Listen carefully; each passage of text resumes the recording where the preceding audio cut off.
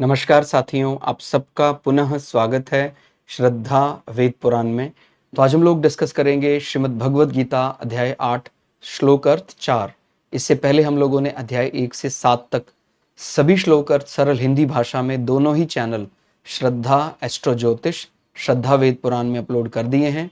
आप में से कोई भी व्यक्ति भगवद गीता को सरल हिंदी भाषा में समझना चाहता है, आप प्लेलिस्ट सेक्शन में जाएं, जहां आपको 700 के 700 श्लोक अर्थ मिल जाएंगे।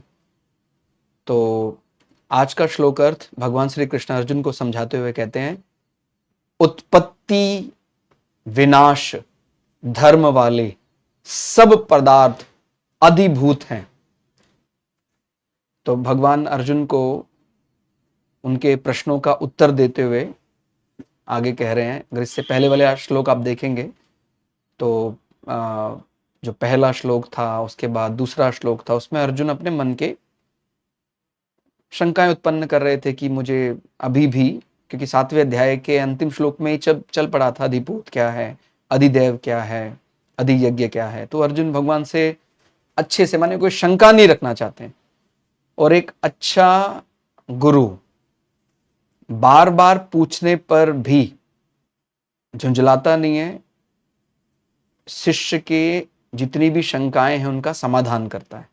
और अच्छा शिष्य भी सही मामले में वही उसे ही माना जाएगा जो मन में स्पष्ट अंतर को स्पष्ट देखना चाहता है, वही शिष्य कहा जा सकता है। जैसे बोलते हैं आप किसी डॉक्टर के पास जाते हैं तो हमें अपनी जो बीमारी है वो झिझक हटा के भी पूरी तरह बतानी चाहिए। ऐसे आप शिष्य बनकर यदि गुरु के सामने आते हैं तो आपको एकदम स्पष्ट शब्दों में ये कहना चाहिए, गुरुजी मुझे ये समझ में आया, ये समझ में नहीं आया। तभी गुरु को ये ज्ञान होगा कि आपको कितना आता है, कितना नहीं आता। अब आप गुरु के सामने पहले ही दम्भ अहंकार लेकर जाएंगे तो गुरु आपको क्या ही सिखाएगा। तो यहां कुछ ऐसे श्लोक भी जिनका एक प्रकार का सिंबॉलिक रिप्रेजेंटेशन है, वो कुछ और कहना चाह रहे हैं कि बार बार इस प्रकार शब्द क्यों आ रहे हैं कि हमें भी अपने गुरु के साथ जब संवाद करना है तो बिना झिझक के, गुरु ने बता दिया कि अधिभूत ये है, अधिदेव ये है, अधियज्ञ क्या है। अब शिष्य को अगर अंतर स्पष्ट नहीं होगा तो फिर बहुत बड़ा धर्म संकट पैदा हो सकता है उसको। इसलिए एकदम स्पष्ट करना चाहिए। ये हमारे लिए एक बहुत बड़ा संदेश है।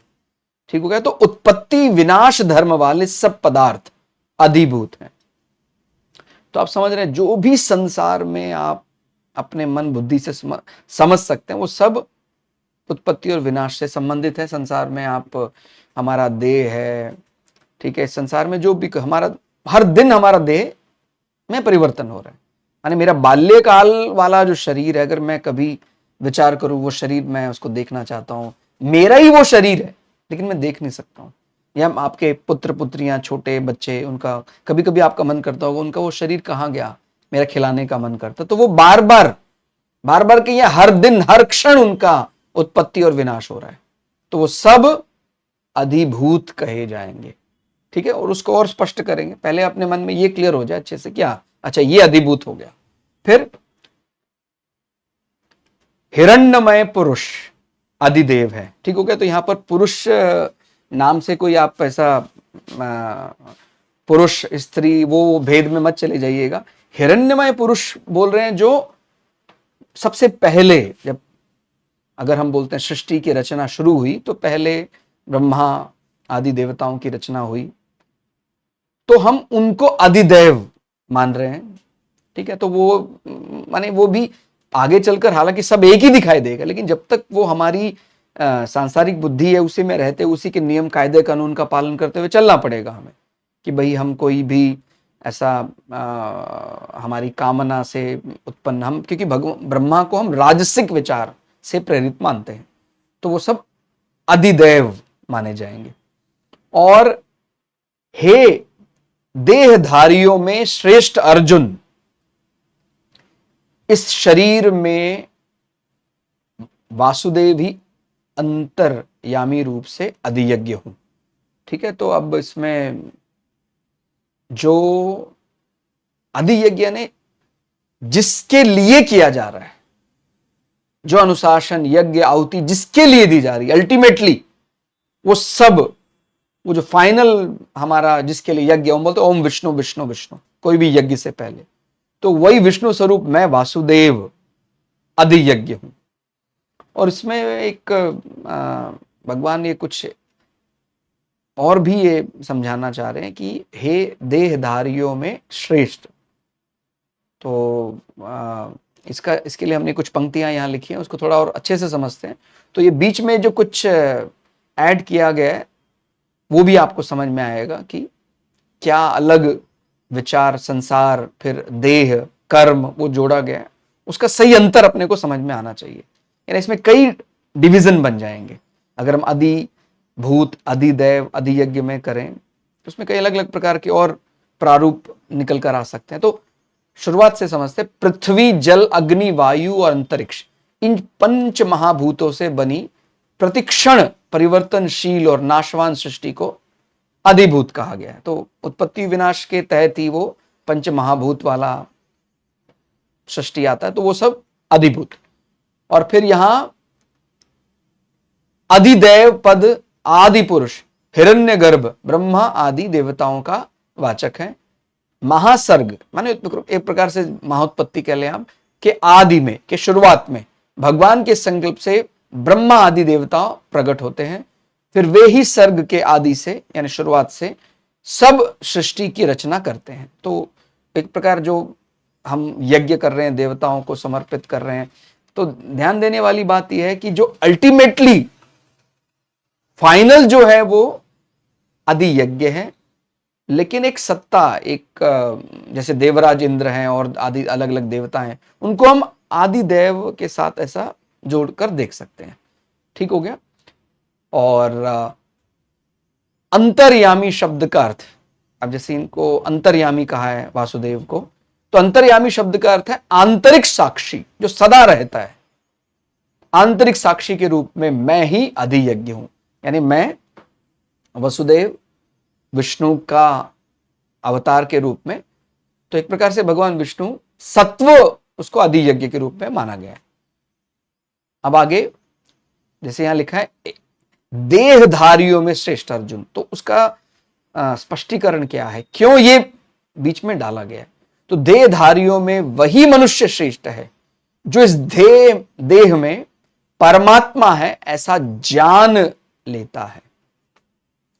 ध्यान देना है, अर्जुन आगे चलकर इस विषय को पूरी तरह समझ जाएंगे। भगवान तो जानते ही हैं, सर्वे सर्वा है। तो श्रेष्ठ कौन है देहधारियों में? वही मनुष्य श्रेष्ठ है जो इस देह में परमात्मा है ऐसा जान लेता है। ये एक पुराने श्लोक अर्थ में भी हमने जानने का और मानने का विचार किया था। तो कहता है वास्तव में तो हमें जानना ही है, लेकिन अगर हम जान नहीं पाए हैं तो शुरुआत में केवल मानने भी लग जाएंगे तो जान जाएंगे। ठीक है। तो इसमें क्या है, देहधारियों में वही मनुष्य श्रेष्ठ है जो इस देह में परमात्मा है ऐसा जान लेता है। ऐसा ज्ञान ना भी हो तो भी ऐसा मान लेने से कि स्थूल, सूक्ष्म और कारण शरीर के कण कण में परमात्मा है और उसका अनुभव करना ही मनुष्य जन्म का ध्येय है। इस ध्येय की सिद्धि के लिए शास्त्रों की आज्ञा के अनुसार ही काम करना चाहिए। तो यहां पर एक अंतर और समझ में आता है कि जानना और मानना। ठीक हो गया। तो कहता है ना भाई ये ऐसा जान गए, अभी जान नहीं पा रहा है तो माने तो सही आप उसको। जब आप उसको इस प्रकार मानने लग जाएंगे तो एक दिन आप उसको जान भी जाएंगे वो जैसा है। ठीक है। आगे अब इसमें जैसे मैंने बताया कि ये अधिभूत, अधिदैव, अधियज्ञ को और भी उपक्रम में बांटा जा सकता है। तो परमात्म तत्व को उपासना की दृष्टि से देखते हैं तो उसके परमात्मा, जीव और संसार तीन भेद ऐसे दिखाई देते हैं।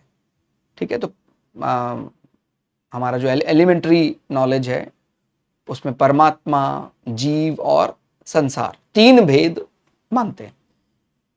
इन तीनों को समझने के लिए यहां उनके 6 भेद किए गए हैं।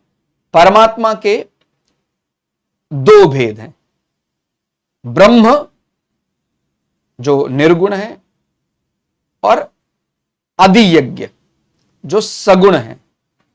ठीक हो गया? तो ब्रह्म वो, उसमें कोई ऐसा गुण हम नहीं समझ सकते हैं। अधियज्ञ जो सगुण है, जैसे हम विष्णु को एक गुण के साथ कल्पना करते हैं, उसी के फिर अवतार के रूप में वो, तो वासुदेव को अभी हम यहां मान रहे, तो अधियज्ञ बता रहे हैं। फिर जीव के दो भेद हैं, आध्यात्म, सामान्य जीव जो कि बद्ध है, माने एक प्रकार से सामान्य जीव, और उसके अपने आत्मा जानने के विषय को हम आध्यात्म बोलते हैं, और वो बंधा हुआ एक प्रकार से, सीमा है उसकी। और अधिदेव, ठीक है, तो कारक पुरुष वो मुक्त मानते हैं, कोई कुछ विषयों के लिए वो बंधा हुआ नहीं है।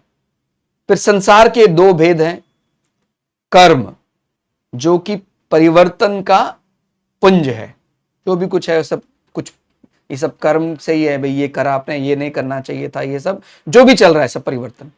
हम कहते हैं ना, कर्म के फल के रूप में आपको मिल रहा है लगातार, ये हो रहा है वो हो रहा है, परिवर्तन, वो सब कर्म, तो परिवर्तन का पुंज माना जाता है। और फिर संसार का एक दूसरा भेद है अधिभूत, जो कि पदार्थ रूप माना जाता है। हालांकि सभी को कलेक्टिवली हम परमात्मा तत्व मानते हैं, लेकिन उसको फिर अगर हम और डिवाइड करेंगे तो और स्पष्ट हो जाएगा कि क्या अधिभूत, क्या अधिदैव और क्या अधियज्ञ। तो हमें भगवान यदि कृपा कर दे तो हम सीखते सीखते इस अंतर को पाना तो हमें परमात्मा तत्व ही है, लेकिन अब शुरुआत ही नहीं करेंगे तो फिर अब जैसे कोई कहता है कि भाई सब कुछ एक है, लेकिन उसको जाना कैसे जाएगा? उस भिन्नता को पहले उसको भिन्न करके अलग अलग देखा, भिन्नता को निहार कर ही उसमें एकता को देखा जा सकता है। माने उसके अनेक रूपों को पहले स्पष्ट समझना होगा, और फिर जब आप उसमें एक देखेंगे तो आपको समझ में आ जाएगा। लेकिन आप उसमें कोई उद्यम ना करें, कोई प्रयास ना करें, और बस यही कहते रहें कि हाँ सब सब एक है, तो फिर कैसे समझ में आएगा? तो आप पहले उसकी विभिन्नताओं को पहचान कर उन विभिन्नताओं में फिर आप एक स्वरूप देखने का प्रयास करेंगे, तो आपको वो समझ में आ जाएगा। लेकिन उसके अलग अलग रूपों को, माने एक प्रकार से इसको भी हम आलस्य प्रमाद कह सकते हैं ना। जैसे बोलते हैं ज्ञान हासिल करने का ना प्रयास करना, यह भी तो एक प्रकार का आलस्य है। बचने के लिए हम कई बार कह देते हैं, अरे प्रभु आप जानते हैं, प्रयास तो करना ही चाहिए, हम हाथ पे हाथ रख के तो नहीं बैठ सकते। जैसे हमने पुराने कुछ श्लोक अर्थ में भी समझा था कि वेद में अधिकतर जो वेद के श्लोक हैं वो तो प्रयास के बारे में ही बताए गए हैं। जो वास्तव में उसका जो उसकी क्या बोल सकते हैं शिक्षा है, और ब्रह्म को कैसे जानना है, वो तो केवल 15 से 20% ही है। लेकिन ज्यादातर वो तो यज्ञों के मंत्र हैं, कौन कौन से यज्ञ करने हैं, कैसे करने हैं, कैसे नहीं करने हैं। तो अभी बड़ा माने इसमें एक विरोधाभास होता है। परमात्मा को जानना है, परमात्मा को तो संसार छूट जाएगा परमात्मा को जानते ही, लेकिन संसार को बाईपास करके परमात्मा को नहीं जाना जा सकता है। ये अंतिम सत्य परमात्मा है। इसके लिए आपको संसार के अंदर उस अनेकता में एकता को देखना है, तो एक बार अनेकता में जाना तो पड़ेगा ना।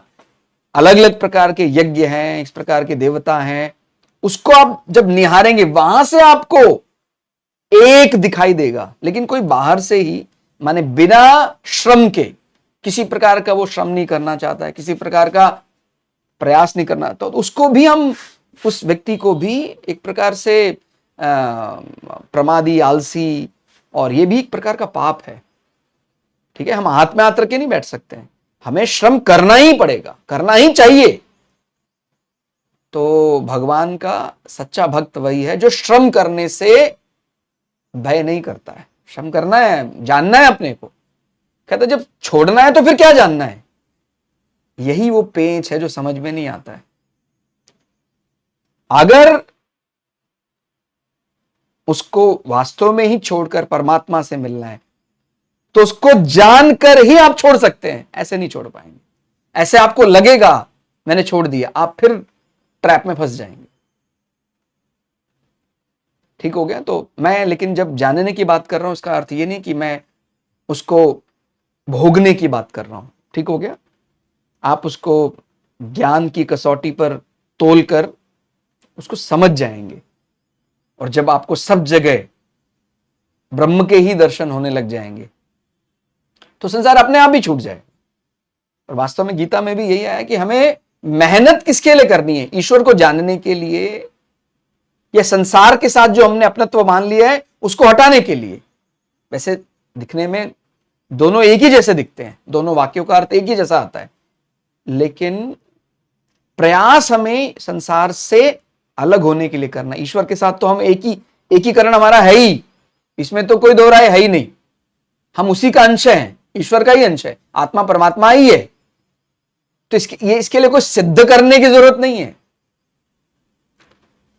हमें केवल ये ही पहचानना है कि हम संसार को अपना माने बैठे, वो सत्य नहीं।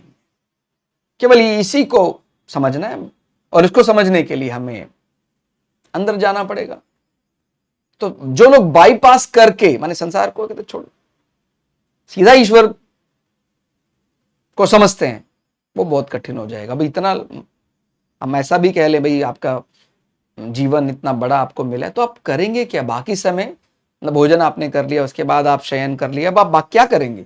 तो आपको कुछ तो नियम पद्धति, कुछ यज्ञ, कुछ तो कोड ऑफ कंडक्ट होना चाहिए ना।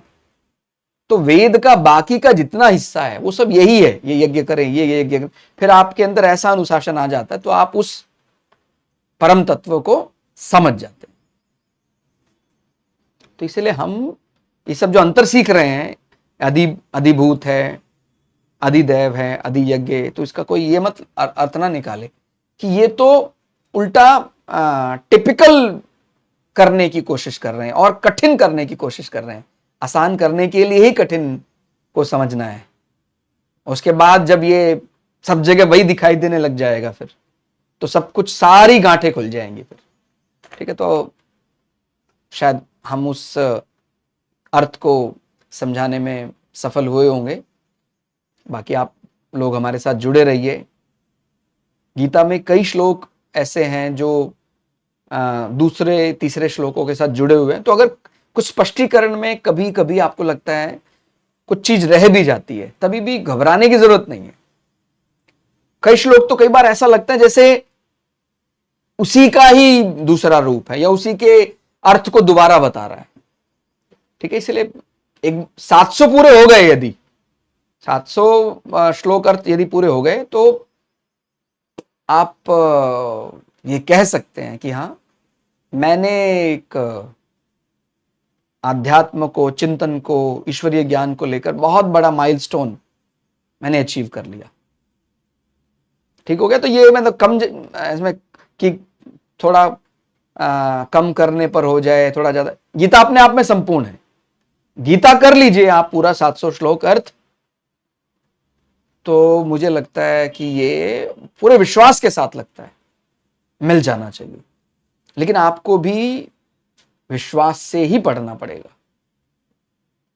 और ये बात सत्य है या असत्य है, ये बात कौन जानता है कि मैंने विश्वास से पढ़ा? ये आपके अतिरिक्त कोई नहीं जानता है।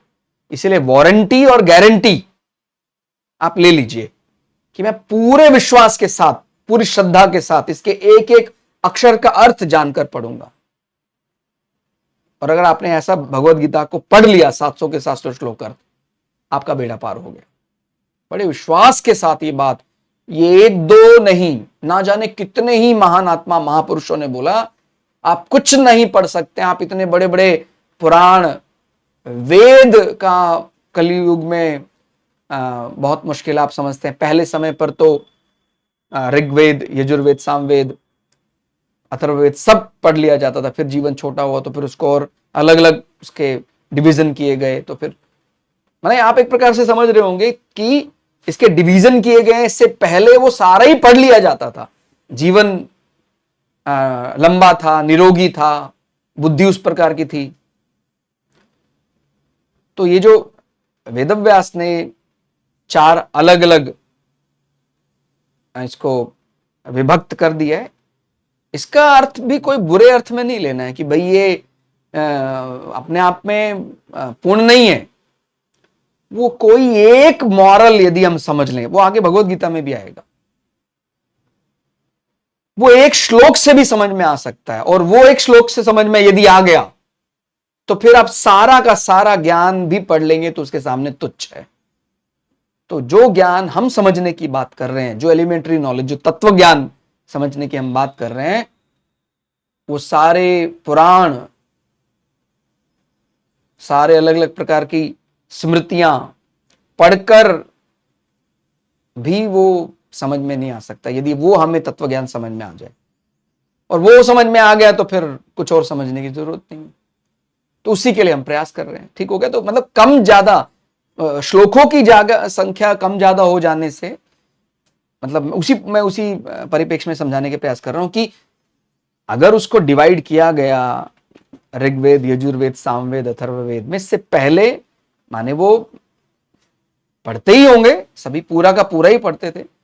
अब हरी इच्छा से, ईश्वर की इच्छा से वो सीमाओं में बांधा गया, भाई जीवन छोटा हो गया, बुद्धि वैसी हो गई, अलग अलग प्रकार के रोग हो गए, तो कहते भाई ये पढ़ लेंगे तो भी आपको मिल जाएगा। तो फिर आप समझ सकते हैं कि अगर वो समय के साथ साथ आगे बढ़ रहे हैं हम, तो आयु का क्षय ही हो रहा है एक प्रकार से। शतायु तो अब कलयुग में बहुत मुश्किल है, 100 वर्ष की आयु नहीं मिल पा रही है। तो फिर हम ये कह सकते हैं कि भाई अगर उसमें भी हम पूरी श्रद्धा विश्वास के साथ उपनिषद का कोई एक प्रकार पढ़ लें और भगवत गीता पूरा का पूरा अच्छे से अध्ययन कर लें, तो कल्याण हो जाएगा या वो प्राप्त हो जाएगा। तो मन में कोई ऐसा रिग्रेट मत पालिएगा, खेद मत पालिएगा, विश्वास रखिएगा। अगर मिलना है, आपकी श्रद्धा विश्वास पूरी है, तो मिलना ही है फिर वो। तो इसी मंगल कामना के साथ कि वो तत्व ज्ञान, उसकी पहुंच ईश्वर की कृपा से हमको मिल जाए, आज के लिए इतना ही। अगले वीडियो में मिलेंगे, तब तक के लिए जय श्री भगु पराशरा, जय श्री शुक्राचार्य, नमस्कार।